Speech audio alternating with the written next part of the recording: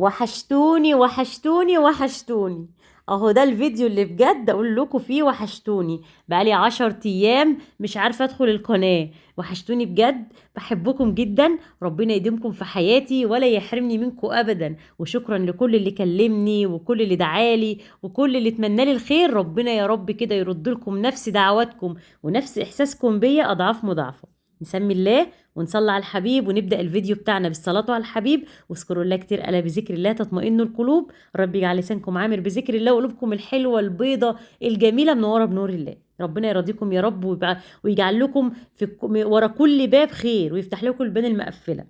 انا النهارده هعمل سمك في اليوم دوت. انا كنت هعمل سمك. الفيديو ده متصور بقاله فتره على فكره، قبل ما القناه ادخل فيها حد يظبطها لي يقوم واخدها مني. المهم كده الحمد لله انا رضيت وربنا رضاني ورجع لي حاجتي بالسلامه باذن الله. المهم انا بحط ايدي كده في بطن السمكه. بطلعت بطنها لان السمك ده كان في الفريزر، والسمكه لما بتحط في الفريزر البطن بتاعته كده بتبقى مش حلوه، وانا مش بحب افتح بطن السمكه صراحه علشان السمكه ما تنشفش مني وهي بتشوي.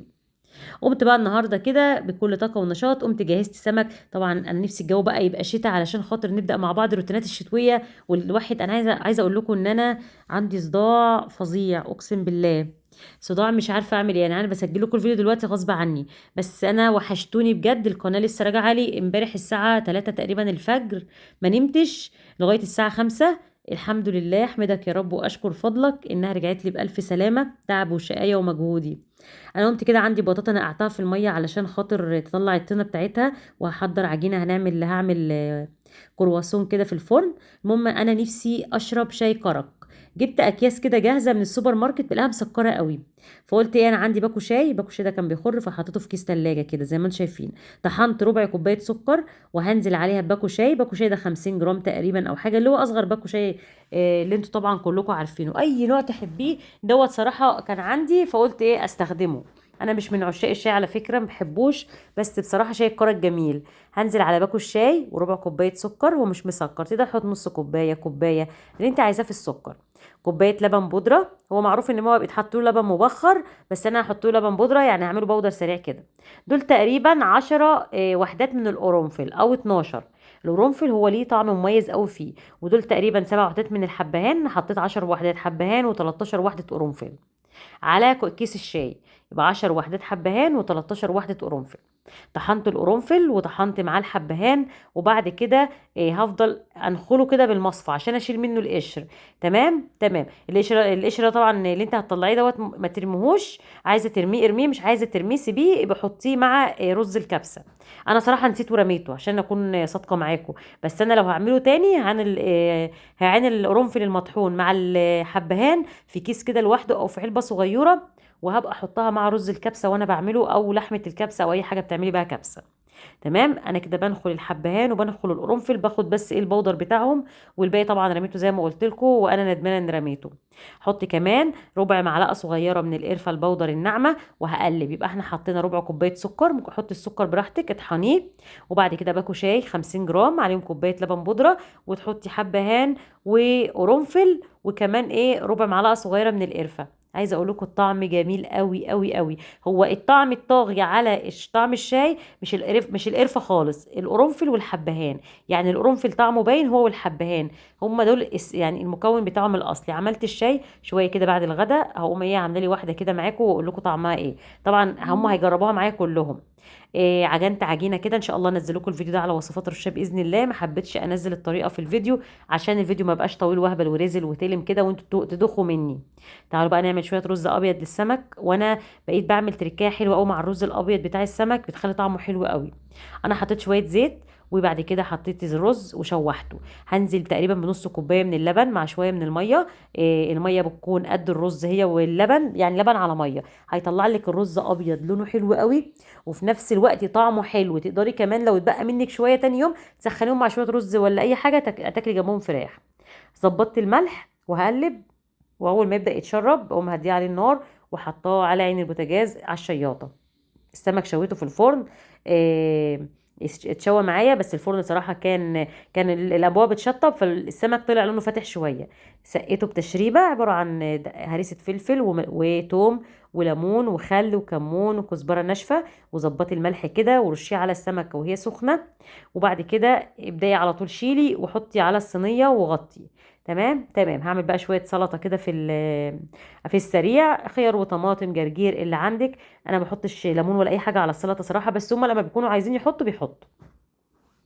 عملنا الغدا بتاعنا، غدا سهل وسريع كده، ومن من الغدا اللي انا بحبه، من الغدا، من الاكل اللي انا بحبه او من الاكلات اللي انا بحبها. السمك قوي، بحس ان هو حاجه نظيفه ما بتوسخش الدنيا. شايفين الرز مفلفل ازاي؟ الرز تحفه يا جماعه، وحته السمنه البلدي اللي احنا حاطينها، او حته زبده كده تحطيها، او حته قشطه من وش اللبن، هيخلي لك الرز طعمه تحفه. شايفين سمك البيت بقى؟ القشره مش لازقه فيه، مش اسود كده وماسك في الايدين، اللحمه طريه كده ولونها فاتح. طبعا بتسوي السمك على عين عاليه او على نار عاليه في الفرن، او على نار عاليه على عين البوتاجاز. بس طريقه البوتاجاز عندي مختلفه عن طريقه الفرن، لان بغطي السمك على عين البوتاجاز بعد ما بياخد لون عشان بطنه والدم اللي فيه ينشف. طبعا شايفين البطن ما فيهاش امعاء خالص، نظيفه زي الفل وطريه. هنروح بقى نتغدى، وبعد ما نتغدى على طول زي ما اتفقنا مع بعض بنخش على المواعين. طبعا الفيديو ده متصور من زمان، يعني قبل تقريبا بقاله اسبوعين متصور او حاجه زي كده، او 10 12 يوم.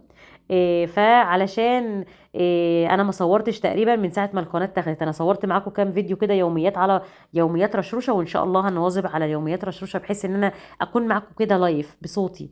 بجد هو بالنسبه لي احسن بكتير من ان انا اقف امنتج واقعد اسجل واجمع الفيديو واقص واقطع. بالنسبه لي ان انا اصور معاكم كده بحس اني واقفه معاكم بجد. واقول لك ايه احسن، ان انا اصور كده ولا اصور؟ اصل قناه الروتين غير قناه اليوميات خالص.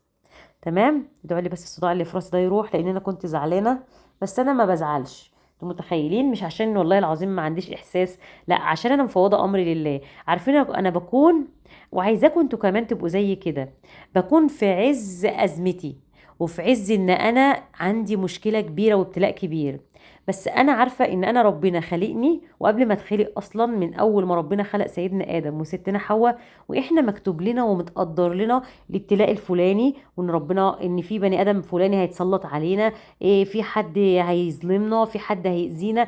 الحاجات دي ربنا ما بيتفاجئش بيها. يعني انت لو لقيت حد بيأذيكي، اعرفي ان ربنا مش بيتفاجئ بيه. هو ربنا إيه، يعني خلقه كده، وخلقك انت كمان كده. فاهمين؟ خلقك بترضي، وكل ما بترضي اكتر كل ما ربنا ممكن يبتليكي بابتلاء اقوى منك، بحيث ان هو يعني يختبر صبرك ويختبر قوة ايمانك. انتوا متخيلين؟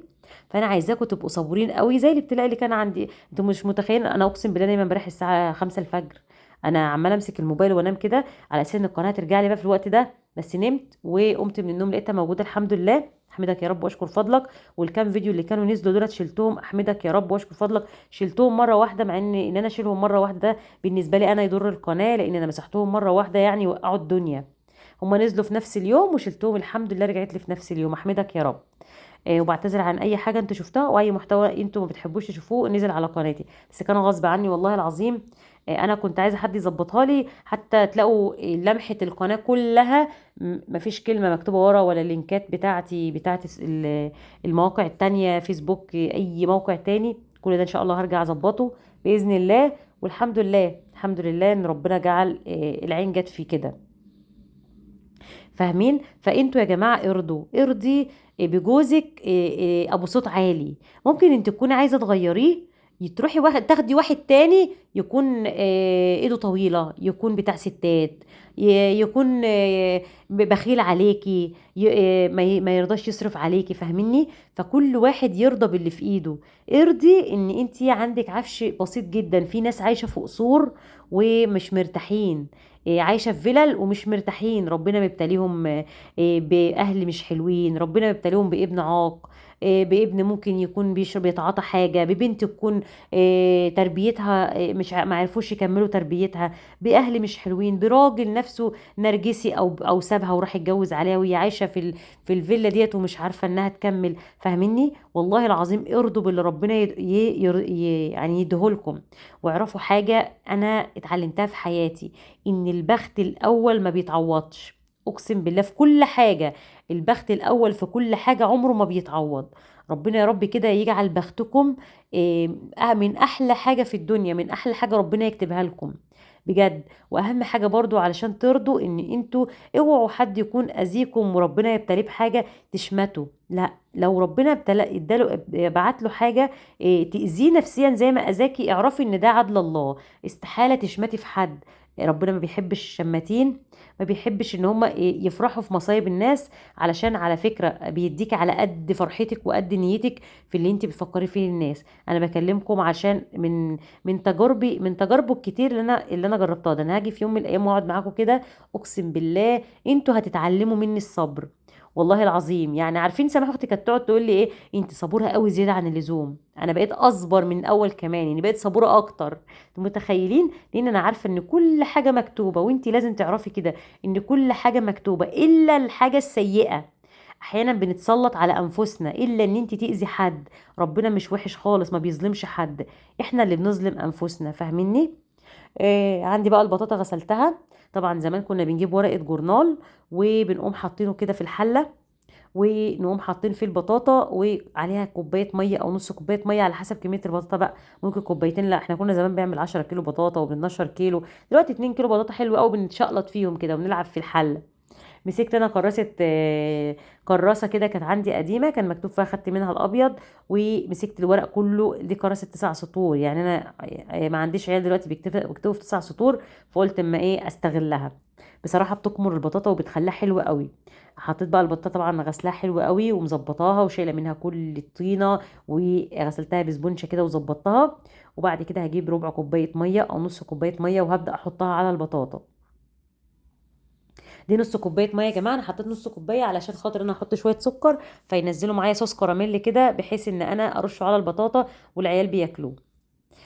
احط بقى كده كام معلقه سكر زي ما انتم شايفين. سكر بقى، عايز تحطي سكر حطي، مش عايز تحطي ما تحطيش. بس لو مش هتحطي سكر ما تكتريش الميه، هي كده كده البطاطا بتنزل ميه اصلا وبتعرق.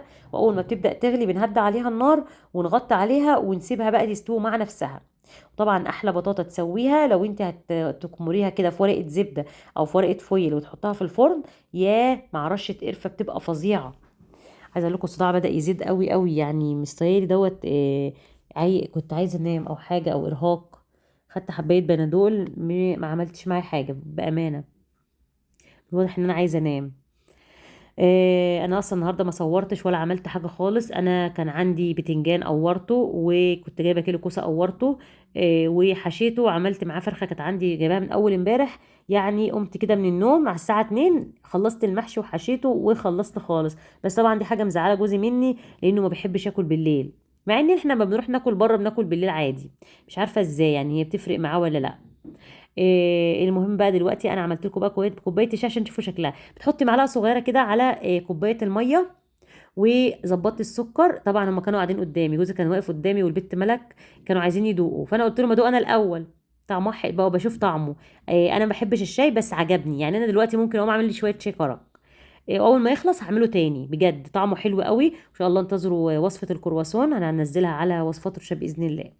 انا العجينه كانت خمرت، هقطع الكيلو دي على 5 قطع علشان اعرف افردها، عشان اعمله ميني. لو انا هعمله كبير ممكن اقطعهم على 3، يعني اعمل قطعه الكرواسون كبيره اقطعها على 3. بس الصغير حلو. بس اهم حاجه في الصغير ان انت بتدهني الصينيه ما تيجي تعملي حاجات صغيره بتلزقيها في بعض، ما تخليش فيه فراغات كتير عشان لما تيجي تخمر تلزق في بعض، تيجي تحط في الفرن ما تنشفش، تطلع معاكي طريه وحلوه. والكرواسون كل ما عايزاه يبقى طري طلعيه من الفرن ولونه فاتح. اهم حاجه في المعجنات عشان ما تطلعش ناشفه معاكي، الفرن سابق التسخين ربع ساعه على الاقل كده، سخنيه على درجه حراره عاليه جدا، اعلى درجه حراره. المعجنات كلها بتستوي على اعلى درجه حراره ما عدا البقسماط، بس الحاجات اللي هي بتطلع مقرمشه.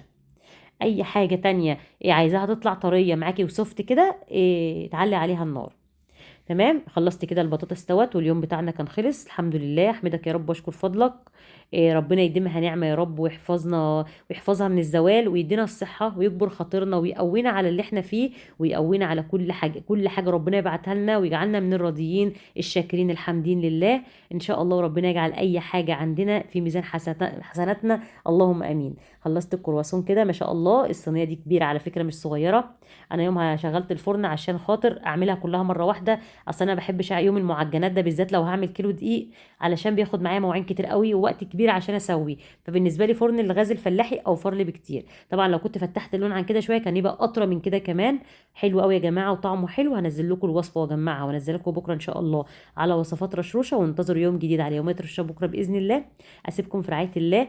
دعوه حلوه من قلبكم، ربنا يكبر خاطرنا. سلام عليكم. ما تنسوش اللايك الحلو.